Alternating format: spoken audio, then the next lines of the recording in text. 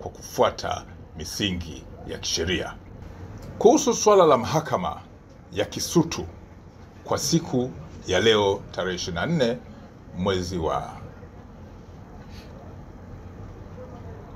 4 mwaka 2025, kwa ujumla usalama katika eneo lile la mahakama na maeneo mengine ya jiji la Dar es Salaam uliimarishwa kwa kiwango cha juu ili kuhakikisha kuwa shughuli zote za kiuchumi za jiji hili zinaendelea, lakini pia zile za kijamii pamoja na za kisiasa, ambapo vyama kadhaa vilikuwa vikiendelea na shughuli mbalimbali za mikutano yake ya hadhara.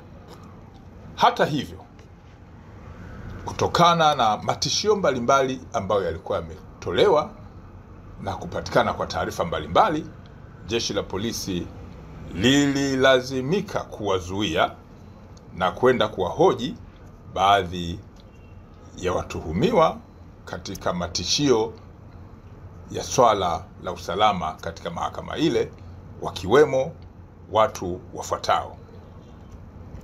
Watu ambao walikamatwa na kwenda kufanyiwa mahojiano kwenye kituo cha polisi cha Oysterbay pamoja na kile cha Mbweni Mabwepande ni pamoja na John Heche, lakini pia John Mnyika, Chacha Heche Seguta, Swezi Dani na Radufu pamoja na James Mseti.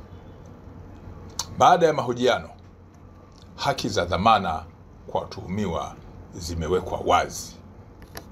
Jeshi la polisi kanda maalum ya Dar es Salaam litaendelea kutimiza majukumu yake ya msingi ya kuzuia vitendo vya kihalifu na kufuatilia taarifa mbalimbali, lakini huku likizingatia misingi ya haki pamoja na sheria za nchi.